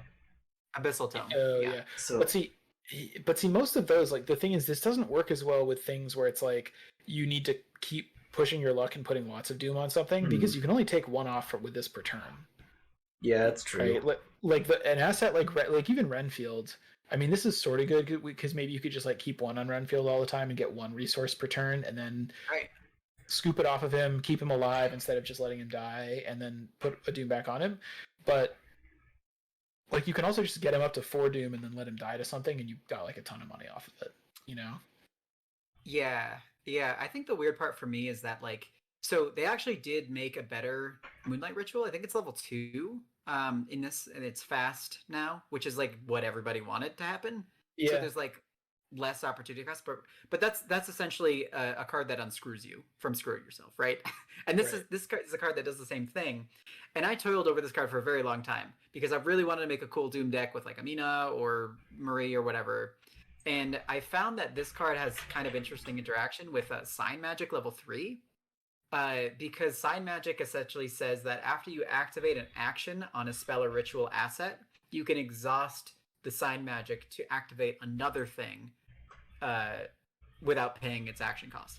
So like you That's can kind of activate cool. like yeah, so I think that there's something there. Again, the Sign Magic is taking up hand Uh, slots, so like that's a little shaky. yeah, Also, it and costs 3. I was Also, gonna it's say like two sign hefty. magics plus this is like 12 12 XP. XP. Like, But you know, you have like the most uh cheaty experience type cards, right? You've got Delve Too Deeps, you've got Down the Rabbit Hole, you've got Arcane Researches. So like I feel like Mystics have the most ways to break that cap and get the most experience out of their decks, especially with the Sign Magics. You can do like Down the Rabbit Hole, but that also numbers with Sun Eater. So I don't know.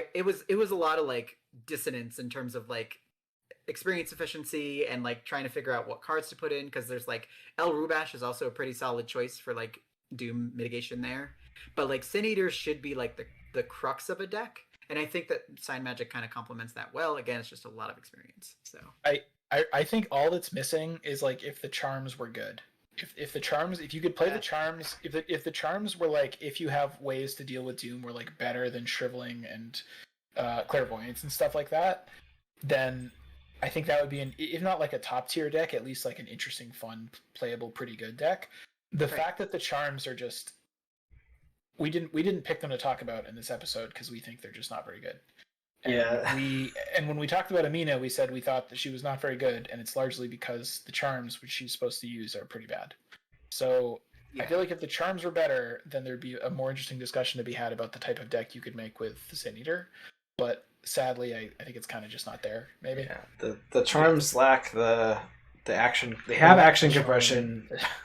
They have action compression, but it's not like the action compression you necessarily want from an asset. Yeah. It's like you do the thing plus some other semi-related thing like move or That's a good way of putting it. Yeah, draw a it's not card or as something, simple and reliable as just doing more damage or getting more clues. Yeah. Yeah. So yeah. But It's not to say that we think that Sin Eater's bad. It's No, just that it doesn't have the support yet. It's a strong permanent that is just missing the things that you'd need to play I mean, with. Yes, it does exactly. it does work with the Doom cards that are available. It's just we're not impressed enough with those Doom cards. Right. Said Doom So, cards are not that Yeah. so Aside from Arcane Initiate and David Renfield, which are great, but they are also, it's quite possible to deal with those without needing Sin Eater because Yeah. you can just let them Right. die. yeah. Whereas something like the Charms have their own complicated condition for how to clear Doom off of them, but it's just not quite there. great. Yeah. Why don't we move on to Survivor cards? Yeah. So first up, I have At a Crossroads, which is a Survivor event. Level 1 has no cost because it is a dilemma and an insight. So all the dilemma cards say max 2 dilemma per round, and they have revelations. This one is revelation: choose investigator and decide. Choose one. The chosen investigator must immediately take an action as if it were their turn, then discards one card at random from their hand. Or the chosen investigator loses one action during their next turn and then draws 3 cards. So this set had like I think five-ish or so of these dilemma cards. Draw like force you to make some decision when you draw them. Usually during upkeep, I would imagine, but also just whenever you draw the card, which was a new thing to have revelations on player cards. It's such a Survivor thing. It's like, what if there were revelations on your cards? Right. Like, Yeah.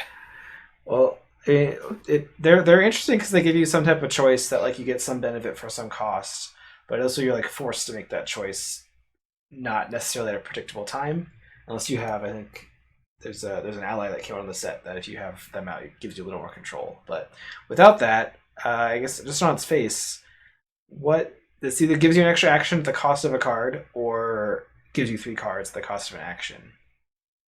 Which, I mean, outside of Seeker, 3 cards for 1 action is pretty good, right? Yeah.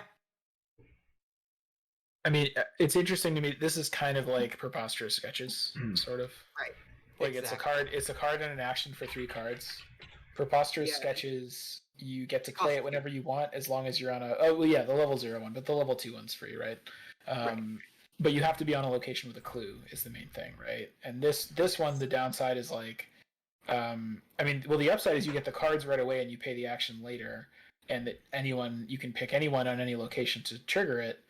The downside is that like you kind of like have to play it immediately when you draw it. So like maybe you draw this and somebody really needs cards, but they really need all 3 of their actions next turn or something. Right. Yeah. Um, I think in my experience that has not been enough of a downside to not just do this, because of the fact that like if you don't need it, you can just say like, hey, who needs this? Because it's not investigator location. Exactly. It's just Yeah, anybody. exactly. I think it's pretty good. It definitely seems pretty solid, especially like you said, in a 4-player game. Probably somebody is going to be eager to take this. Yeah, totally. Yeah, I think it's just good stuff. I don't think it's one of the stronger dilemmas, because some of the dilemmas are like a lot tougher. I would like to elaborate on that statement. I think all the other dilemmas are very bad, and this one I think is decent. You mean the strong one? Yes. Yeah, this is the playable dilemma.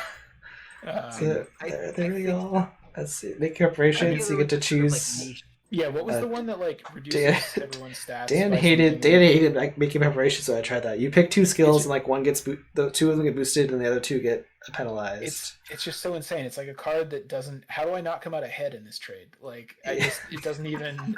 Why is it not like pick 2 that go up and 1 that goes down? It's like, really? I'm putting a card in my deck that just like I come out even like it just. Oh, you know what they should have done with all of these? They should have just put peril on them. So that like you just like make the choice and nobody else gets to deal with it. Yeah. Well, no one can I would love that. give input. That'd be funny. That'll be in a future expansion. They'll start putting peril on Survivor cards. On Survivor, yeah, they'll just stack dilemma and peril on top of each other. It'd be great. But I feel like there's not much more to say about this card, right? Because the only thing I would say is the first mode of it, where they immediately take an action and then discard a card at random. I think you're going to pick that like 10% of the time or less, maybe like 5% of the time. Like occasionally it will be useful. Generally it's going to be worse than drawing 3. You're probably going to want to draw 3 and lose an action versus gain 1 action and then lose like what could be the best card in your hand. Yeah, Yeah. it depends what's in your hand. You know, Yeah. maybe you're down on If your hand cards is or your full of card's bad or moonstones and whatever. winging its or whatever, Yeah. then sure, maybe you'd rather do that. I mean, yeah, it's true too. Like it is in Survivor, which has a bunch of benefits for discarding cards. So And maybe Ben, you could clear this up, but I realized when I was playing through this with this card, I was just like, oh, can't you just choose the same person to like have this dilemma to like, oh, you have to either discard a card or lose an action effectively, and like grief somebody with this. I think oh that yeah, the other part of that dilemma is there just in case like you keep choosing the same person and they're like, I don't want to lose actions anymore, so like that they can start like reversing that, because there is like a weird universe where that can happen. well, I think technically it says choose an investigator to decide. I don't think the chosen investigator gets to decide which one of these two things happens. I think Yeah, you it get says to. choose an investigator and decide. So, So yeah, the person who draws the dilemma gets to pick the mode. I think. like, yeah, it doesn't say choose an investigator and they Boy, must that is- decide or something. But again, it's not a peril, so you can ask them which of these would you like. Well, And but if it you're sounded a- like if you're a Dana's neutral goal was person- to grief them. Right. That's the scary part. That's the scary part. And if you want to grief me, just play any of the other dilemmas because that will make me roll my eyes.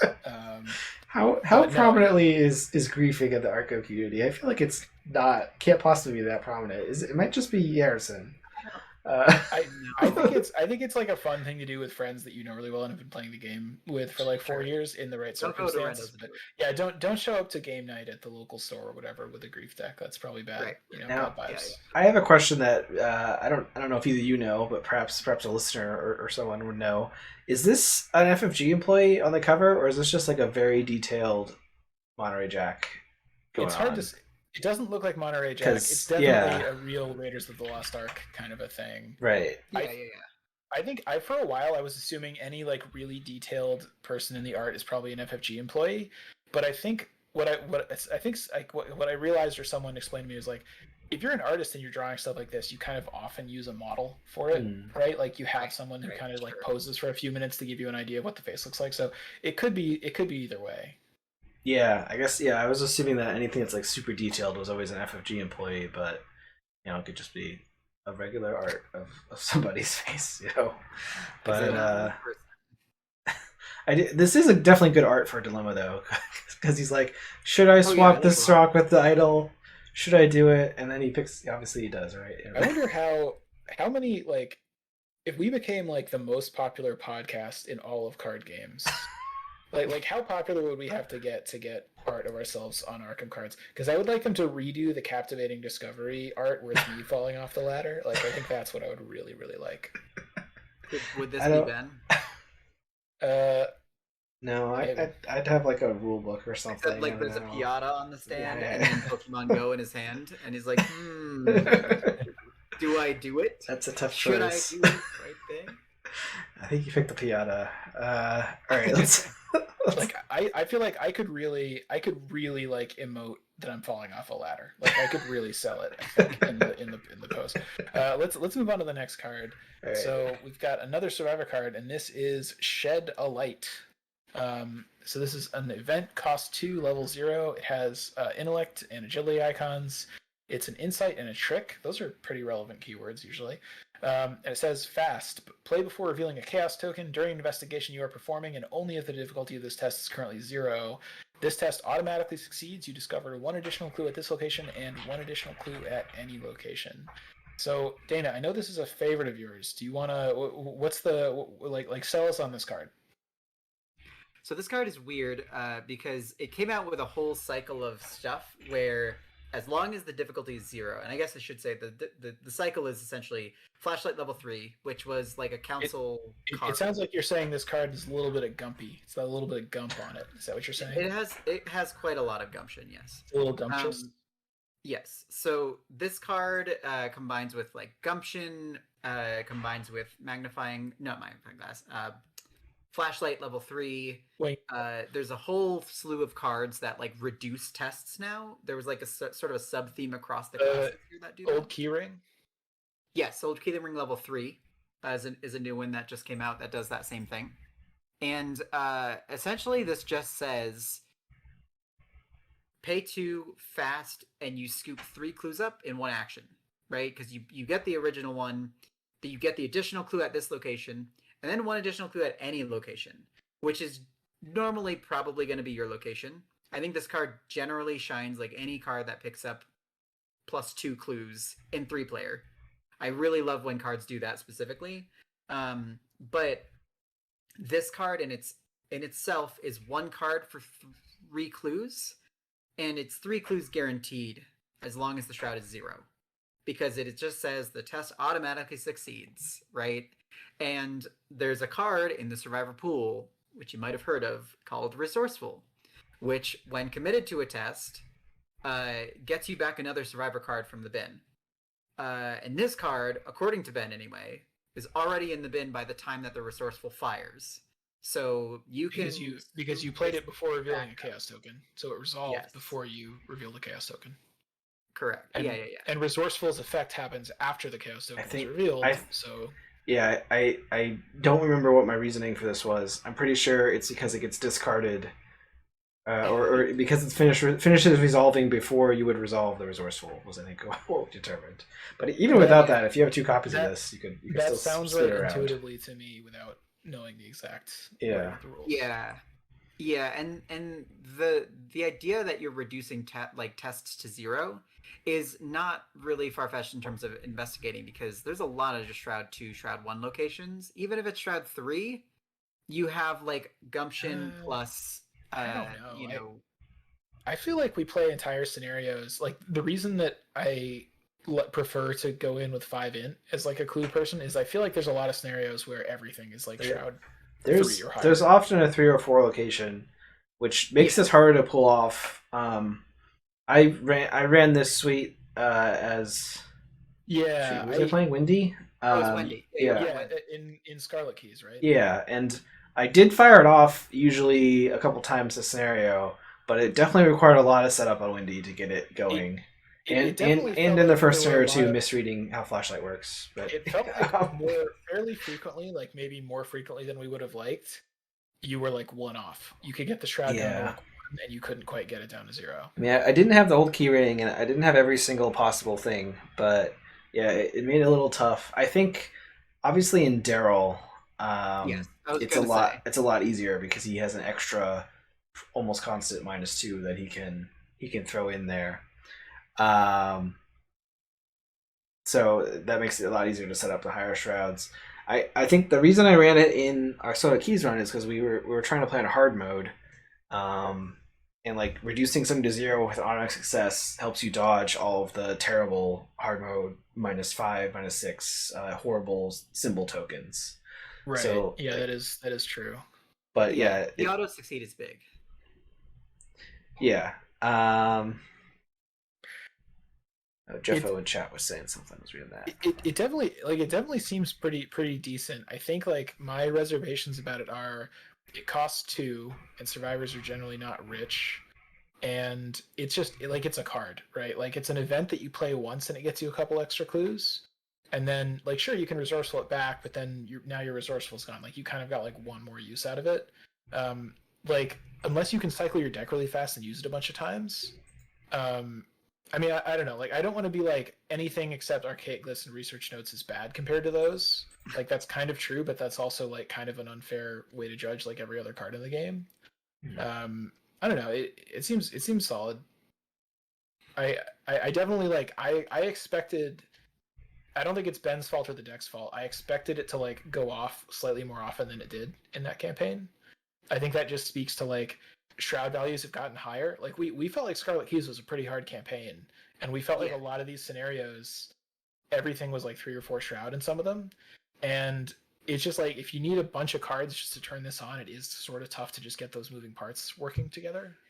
That's why Daryl's really good with it. Yeah, definitely. Like in Daryl, or in like maybe Dunwich. Like, I haven't played Dunwich in a long time. Does Dunwich just have a lot of shroud 2 locations? Because that would definitely be like a better like use case for this, maybe. Yeah, I don't know the stats. I think Scarlet Keys, there was definitely a lot more 3s and 4s than I was hoping. At least early on, when I didn't have as much. It really felt that way. Yeah. But there are a few that scaled too, because right? if you have to use like a flashlight charge and a gumption to get this to work, that's like a lot of resources that you're expending to like get a couple extra Yeah. clues. Like Yeah. at that point you're using, if you're using like a third of a flashlight, or sorry, a third of an upgraded flashlight, and a card gumption, Mm. and $2 on this, and another card which is playing this, and all of that is to like automatically succeed and get 3 clues. Like that's getting 3 clues automatically is great, but you did give up a lot to get it. Yeah. Yeah. Jeffo in chat says like, "Oh, this is sort of like look what I found. Except it gives you 3 clues instead of 2, because you could, if you have a high shroud, you could just fail the test. Look what I found it. But Yeah. uh, Yeah. I- I almost want to compare this to Pilfer instead of that, because Pilfer gets 3 clues, this gets 3 clues, and that's like more the use case. This is like maybe a little bit more Yeah. flexible, because you could get like, you could go to a Shroud 2 location, get 2 clues off of it, and then get 1 off of a Shroud 4 location or whatever. That is pretty good. But Pilfer, I forget exactly how Pilfer works, but Pilfer basically you just play it and it works, right? You pass the test, you get 3 clues. You don't have to have like other Right. things set up to make it work. Yeah. That's true. for Pilfer, you Pilfer have also- to. Pilfer also costs like 4 though, right? Yeah, it costs It's 4. very Let's use expensive. agility, and if you succeed, you discover clues at your location. Yeah. Yeah. Again, you know, it's really good card deduction level too. That's a good card. I mean, again, the interesting thing for me was the automatic success, which is why I was like, oh, I'll try this in hard mode. And I think if I was like Daryl instead of Windy, I mean, obviously I would never be able to evade stuff, which I think we needed in Scarlet Keys, but it would have made it a lot Also- easier to fire this off. You know, also the automatic success, that can be a downside. What if you're playing with poor old Jim Culver? You know, you're not even going to try to draw a skull to make him break his trumpet, play some beautiful music. You know, like sometimes people want to draw chaos tokens. Just saying. I guess, Dan. Why don't we move on to the next card? So the next card and the last Survivor card is Idol of Xanatos. This is a unique asset. It's the Watcher Beyond Time. It is cost 3 to play, level 0. Has a will icon on it, and says item relic. As a reaction, when you're dealt damage and or horror, exhaust Idol of Xanatos and discard up to 3 cards from your hand. Cancel that much damage or horror. And it takes up an accessory slot. And this card was really interesting immediately, just for a couple reasons. Obviously, survivors have a lot of cards that do better in the bin than they do in hand. The trash can lid came out. I forget what it's actually called. Improvised Shield, I think. Yeah. This set, there's also like all the improvised sets, improvised weapon. There's Winging Hit. Winging It. There we go. Yeah. That's the big one, right? The good improvised card. Yeah. There's I found an elephant in the iceberg. I forget what that card is also called because I've never played it. But oh yeah. There's a lot of cards that are, you know, work from the bin. Fortuitous discovery. There it is. Yeah. So there's a lot of cards that are like great with this, right? Like weirdly, Moonstone is a Nambu because they take up the same slot. Anyway, but like if you're looking for a way to discard things or cancel damage and or horror, like this is a pretty neat one-stop way to do that consistently. Like for somebody like Patrice who just keeps drawing up every turn, or like Parallel Agnes or somebody like that who takes damage to help fuel stuff. Kind of a neat card, I think. Yeah, the most interesting. The art is really mesmerizing. It's hard to, I can't really articulate exactly why, but it's definitely. What is the idol anyway? I thought it was Cthulhu for a minute, and then it just wasn't. It looks like a bug. Like it looks like a grasshopper head creature Do we know of some what kind. Xanatos is? Hold on. It's a Watcher Beyond Time. Obviously.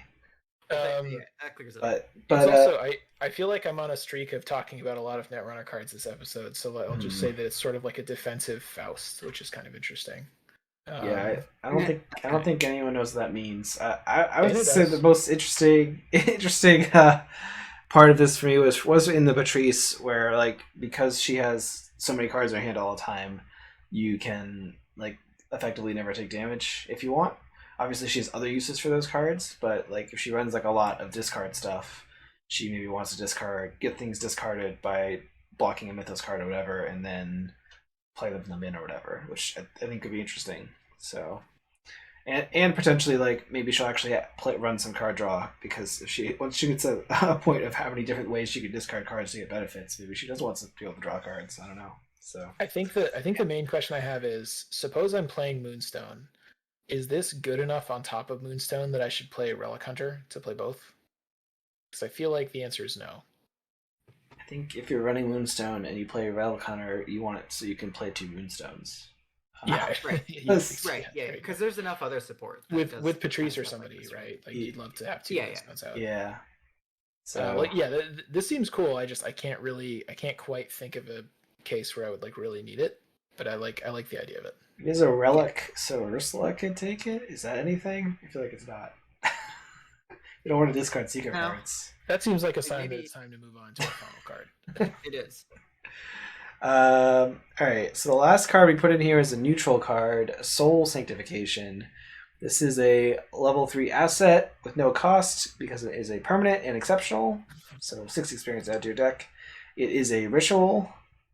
And the ability is for every point of damage and or horror you heal in excess of a investigator's current damage or horror, place 1 resource on Soul Sanctification as an offering. This still counts as healing.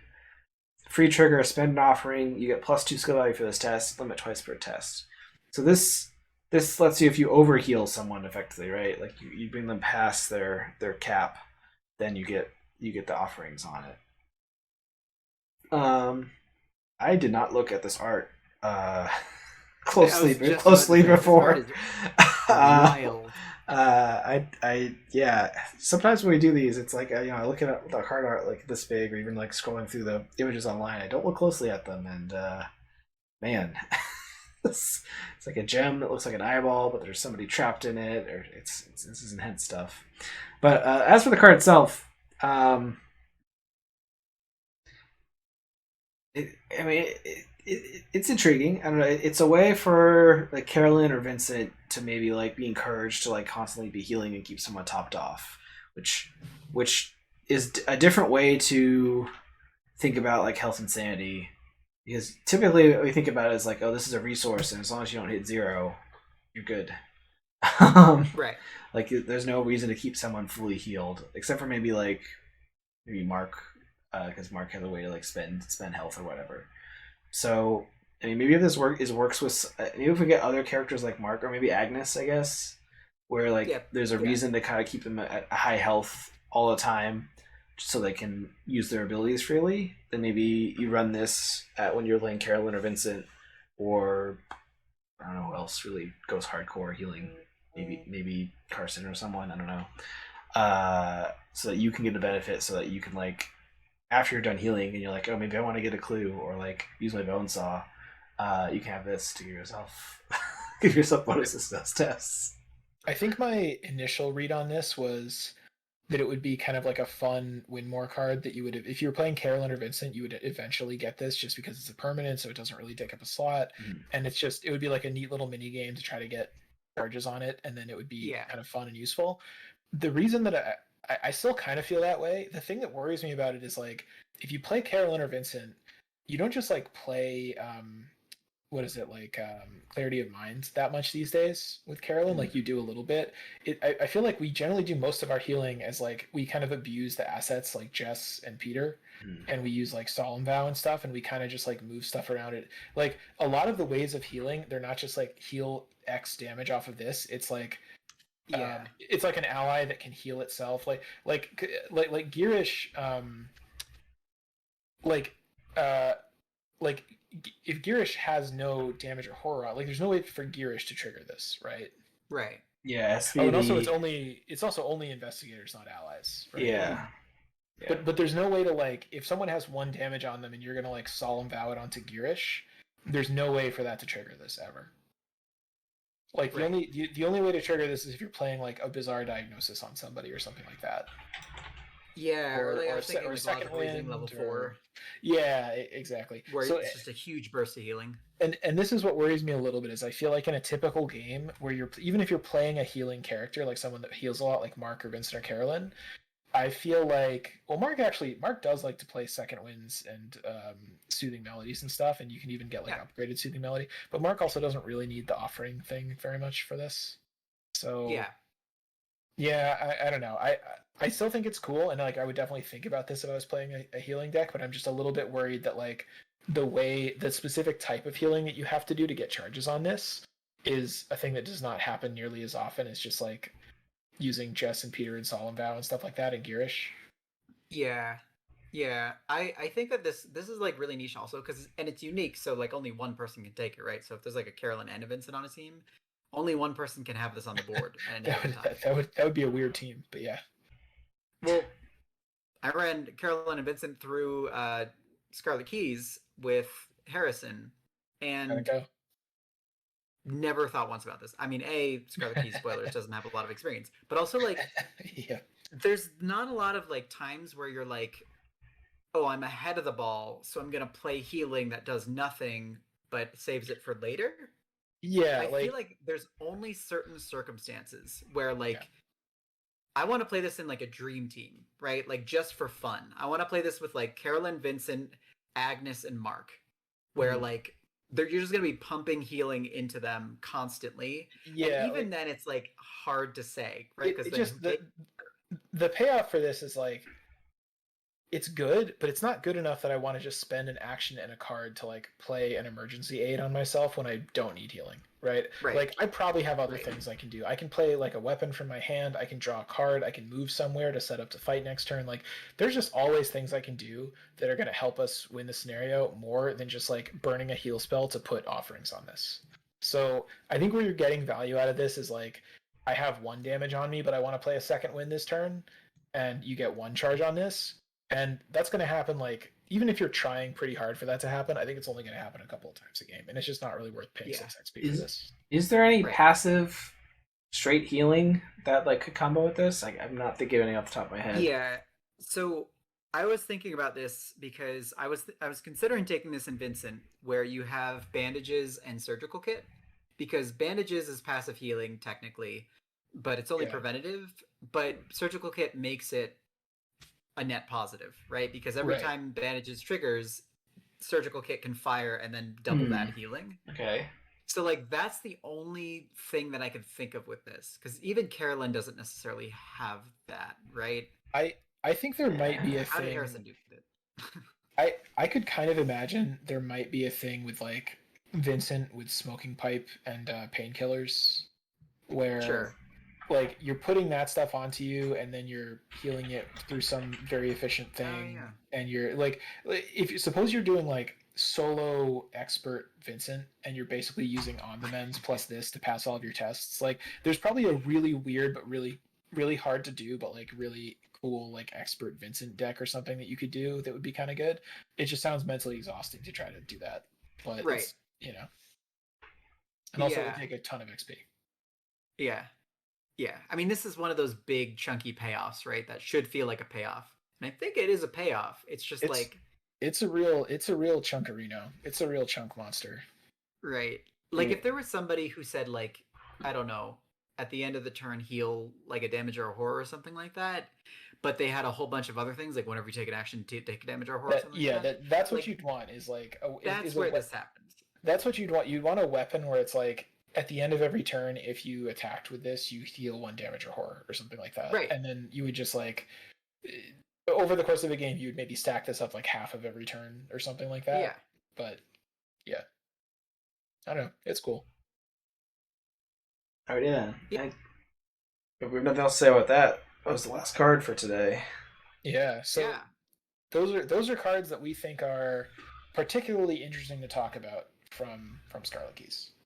Yeah, some of them have been pretty impactful in my playthroughs. We all played together. We played Fortune and Folly, and I had a Fin deck that was running full cylinders, and Gloria was doing Binding Jar shenanigans, and it was a good time. But I mean, as far as all the cards go, that's it. What cards have been working well in your plays? Any cards you feel we missed that maybe we should be talking about? Again, we're going to be doing the customizable cards in a later episode. And why are road cards always the best? Let us know. Reach out to us. Leave us a comment or email at comments@mur.fm. Follow us on social networks, including Instagram, Facebook, or join our Discord server just to hang out with us. We're going to be talking about these cards. Subscribe to us on YouTube and Twitch.